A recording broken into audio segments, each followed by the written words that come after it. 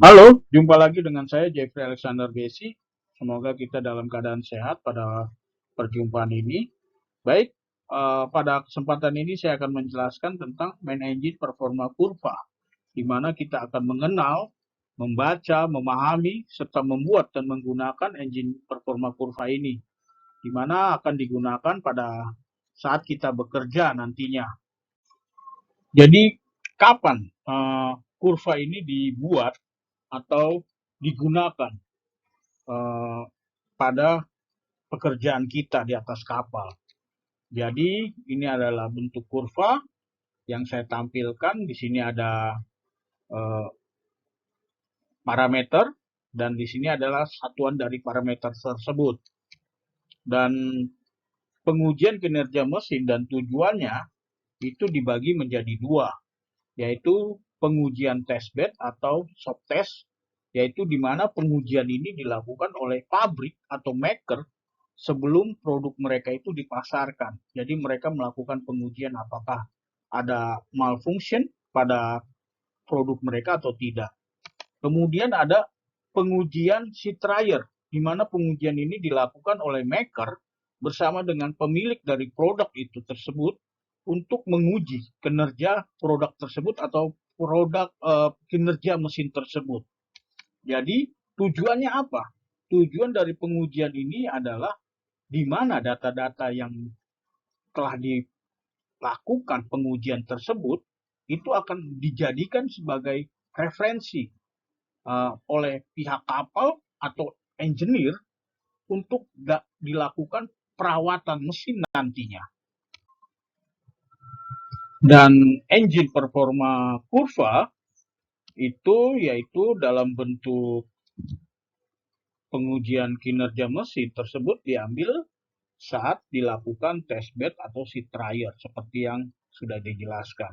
Jadi pengujian testbed dan pengujian seat dryer itu menjadi pedoman, dan bentuk dari kurva kinerja kurva itu yaitu grafis dari berbagai parameter dan sumbu X yang diplot terhadap tenaga mesin dan beban pada sumbu Y. Jadi sumbu X itu yaitu parameter ini. Parameter ini ya itu adalah pressure, maximum pressure, compressive pressure, caving pressure dan sebagainya. Sedangkan sumbu X ini atau beban yaitu ada 50%, 75%, 100% ini adalah sumbu X yang kita tulis sebagai sumbu X. Setelah kita mengambil parameter pada engine, kita mengambil Pmax, pressure atau tekanan pada mesin, suhu dan sebagainya, maka kita dapat memasukkan data-data tersebut ke dalam grafis atau kurva ini. Jadi urutan dari jenis-jenis kurva ini yaitu yang akan kita plot yaitu satu RPM mesin versus beban, di mana kurva ini membantu dalam memastikan apakah mesin utama kelebihan beban atau tidak. Daya yang lebih tinggi dihasilkan pada RPM yang lebih rendah menunjukkan mesin kelebihan beban. Jadi kita bisa lihat di sini pada sumbu X beban ini 50%, 75%, 100% dan sebagainya.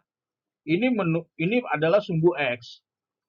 Apakah kelebihan mesin tersebut kelebihan beban atau tidak?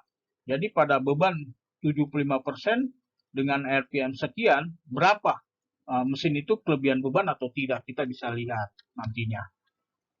Kemudian ada tekanan efektif rata-rata versus beban, di mana tekanan efektif rata-rata digunakan untuk menghitung tenaga kuda atau horsepower. Ini nanti bisa kita konversikan ke kilowatt dan sebagainya. Hingga kedua nilai ini harus saling berhubungan. Jika tidak, maka kemungkinan ada beberapa kesalahan dalam perhitungan atau instrumentasi. Jadi tekanan efektif versus beban ini harus seimbang, harus saling berhubungan. Kemudian ada maksimum pressure, di mana kurva ini membantu dalam mengetahui kondisi peralatan injeksi bahan bakar, waktu injeksi, kompresi dalam silinder. Karena ini adalah menentukan apakah mesin tersebut dalam keadaan baik atau tidak, menghasilkan pembakaran yang baik atau tidak. Karena kita harus mengetahui juga injektor atau bahan bakar yang disemprotkan, yang dihasilkan pembakaran ini dalam keadaan baik atau tidak. Kemudian pada kompresi pressure atau tekanan kompresi versus beban, kurva ini menunjukkan kondisi bagian-bagian yang mempertahankan kompresi, seperti piston, ring piston, dan katup buang, di mana kita bisa mengetahui kondisi piston, ring piston, dan gas buang tersebut, apakah pistonnya bagaimana, kondisi ring piston itu ada patah atau tidak, kita bisa mengetahui hingga kompresi itu lolos atau tidak, kita bisa mengetahui pada diagram ini. Kemudian ada scaving air pressure, di mana tekanan udara bilas versus beban, menunjukkan kondisi turbocharger dan peralatan lainnya, di mana kondisi turbocharger itu baik atau tidak menyuplai udara bersih untuk masuk ke dalam ruang pembakaran, seperti itu. Kemudian ada exhaust gas temperature receive atau temperatur gas buang sebelum versus beban. Ini menunjukkan entalpi gas buang sebelum masuk ke turbocharger. Nilai ini dibandingkan dengan nilai setelah turbocharger memberikan penurunan suhu di seluruh turbocharger, merupakan indikator efisiensi turbocharger. Kemudian ada exhaust gas temperatur after valve, di mana temperatur gas buang setelah katup buang atau exhaust valve, versus beban. Kurva ini menyoroti pembakaran, injeksi bahan bakar, pengaturan waktu dan kompresi dan sebagainya. Temperatur yang lebih tinggi dapat disebabkan karena setelah terjadinya pembakaran. Kemudian ada exhaust gas temperatur after turbine, di mana temperatur gas buang setelah turbocharger versus beban ini yaitu sangat berguna karena kurva ini menunjukkan entalpi yang ditangkap dari exhaust manifold oleh turbocharger dan kondisinya. Jika suhu penerima berada dalam kisaran tetapi suhu saluran keluar lebih tinggi, ini menunjukkan atau mengindikasikan adanya kotoran, terjadi pengotoran pada turbocharger, dan karenanya tekanan udara bilas yang lebih rendah dan suhu gas buang lebih tinggi. Kemudian ada total air access ratio, di mana kurva ini jarang digunakan oleh engineer karena biasa kurva ini digunakan oleh insinyur desain atau maker. Kemudian ada specific fuel oil consumption, di mana consumption bahan bakar spesifik versus beban. Kurva ini membantu memeriksa balik apakah mesin mengkonsumsi bahan bakar dengan benar sesuai beban yang digunakan. Nah, seperti itu. Penghematan pemakaian bahan bakar di atas kapal. Mesin induk akan bekerja secara ekonomis jika mesin dirawat dengan baik dan dijalankan pada tingkat keekonomisan yang terukur dan mengkonsumsi bahan bakar paling sedikit. Sebuah mesin dikatakan kinerja baik atau terpelihara dengan baik jika dapat dijalankan dengan aman pada RPM terukur dan beban yang terukur juga. Misalnya, sebuah mesin memiliki tenaga sekitar 15.000 horsepower yang dapat dikonversikan nantinya dengan kilowatts pada 104 RPM tetapi tidak dapat mencapai RPM terukur dan mengembangkan 15.000 horsepower tersebut sebelum waktunya pada 98 RPM, maka ada kehilangan kecepatan kapal dan klaim kecepatan berikutnya. Kurva juga menceritakan bahwa adanya masalah. Kapal tidak dapat memberikan kecepatan, terlalu banyak mengkonsumsi bahan bakar, dan mesin kelebihan beban. Kemudian ini menunjukkan adanya kerusakan lambung kapal, seperti lambung kapal banyak tritip, baling-baling patah, atau baling-baling bengkok, atau penggerak utama yang malfunction dan sebagainya. Itu dapat mengganggu kelancaran dari kapal itu sendiri. Dalam kasus seperti ini, studi yang cermat terhadap data uji laut, data uji bengkel mesin, dan kurva kinerja akan membantu menentukan penyebab masalah. Untuk troubleshooting terlebih dahulu, performa mesin induk harus diambil pada hari cuaca bagus, saat beban mesin stabil. Mesin utama harus dijalankan dengan daya pengenalnya.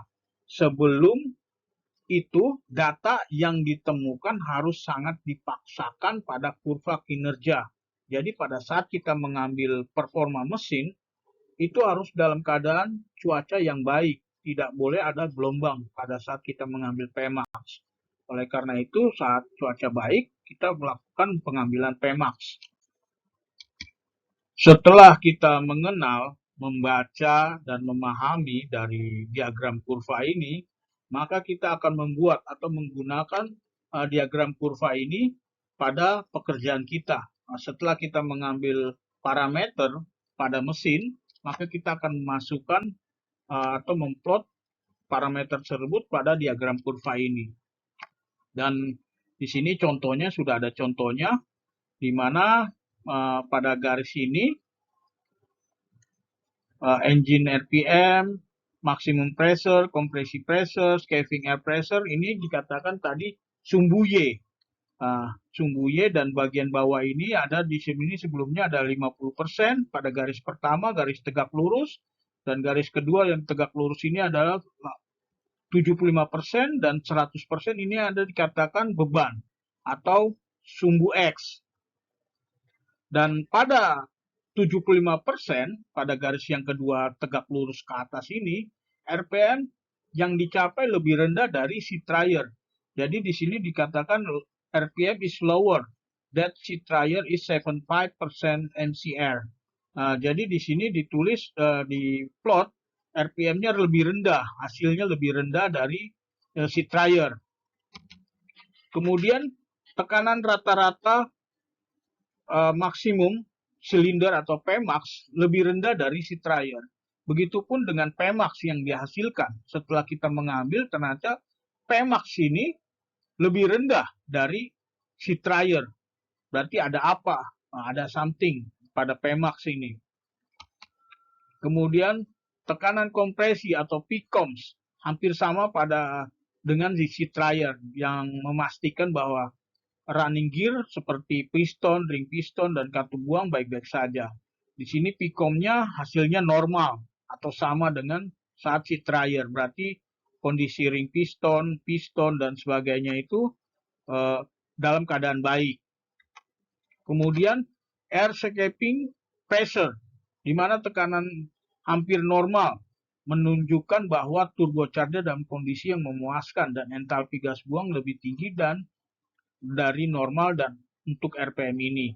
Jadi setelah dilakukan atau dimasukkan pada plot ini, maka kita bisa melihat bahwa turbocharger ini dalam keadaan baik bekerja, tidak ada kotoran, tidak ada gangguan atau tersumbatnya saluran hisap pada turbocharger itu tidak, hingga bisa scaving ini hampir mendekati atau hampir normal. Dan juga tekanan gas buang semuanya meningkat, menunjukkan pembakaran yang tidak normal. Setelah pembakaran atau perubahan suhu ini juga dapat menunjukkan peralatan injeksi bahan bakar yang rusak. Jadi di sini dikatakan exhaust temperature all above normal, indicating abnormal combustion after burning or change of timing. Jadi gas buangnya ini meningkat semua, exhaust gas temperaturnya ini meningkat. Berarti ada terjadi kerusakan. Mungkin diindikasikan terjadinya kerusakan pada alat-alat atau peralatan injeksi seperti mungkin Bose pump, full injection pump, full injection valve, itu mungkin terjadi kerusakan, malfunction, hingga harus ada terjadi perbaikan. Hingga di sini kita bisa lihat di sini setelah kita plot pada beban-bebannya ini ada penurunan, tidak normal, hingga dikatakan di sini injeksinya tidak bagus, seperti itu. Baik, demikianlah pembahasan saya. Semoga pembahasan ini dapat dimengerti dan jumpa lagi nanti di dalam video selanjutnya dan pada kesempatan selanjutnya. Terima kasih. Salam.